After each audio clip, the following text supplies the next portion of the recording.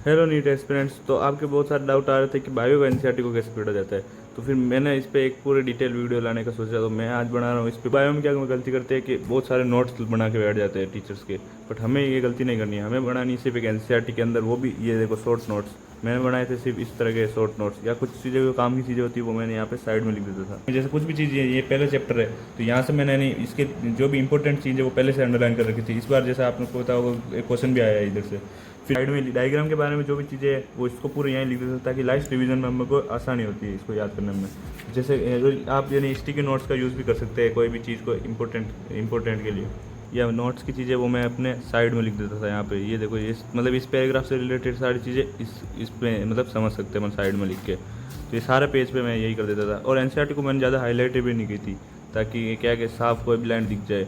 जैसे ये line important है तो इसको मैंने अंडरलाइन कर रखा था, तो ऐसे लास्ट रिवीजन में हमें फ़ायदा होगा इसका। और एनसीईआरटी में सबसे इम्पोर्टेंट चीज़ है डायग्राम, और डायग्राम के लिए मैंने अलग से यहाँ पे एक ट्रिक बना रखी है, वो मैं आपको अगले वीडियो में प्रोवाइड करा सकता हूँ। और कुछ चीज़ें मैंने एनसीईआरटी के आउट ऑफ भी लिख रखी थी। जैसे इस बार नीट का 2025 का पेपर आप देख सकते हो, उसमें कुछ चीज़ें एनसीईआरटी के बाहर पूछने की कोशिश की है। तो ये देखो, यहाँ पे पीबीआर इसकी फुल फॉर्म नहीं दे रखी थी एनसीईआरटी में, बट ये मैंने टीचर्स के नोट से यहाँ पे इसको यहाँ पे लिख दिया था। ऐसे बहुत सारी चीज़ें जो ये भी चीज़ें यानी पीसीआर के बारे में एनसीईआरटी के अंदर नहीं है, बट इसके बारे में एक्स्ट्रा लिख। कुछ पेज खाली भी आते हैं, तो मैं उस खाली पेज में अपने यानी पूरा एक डायग्राम से पैराग्राफ लिख देता था। उससे क्या है कि कोई भी चीज़ लर्न करने में ईजी रहती है। फिर जैसे ये नेक्स्ट चैप्टर है, तो इसमें अगर ये चीज़ एनसीईआरटी में नहीं दे रखी है, पर ये मैंने साइड में लिख दी थी ताकि रिवाइज करने में आसानी हो।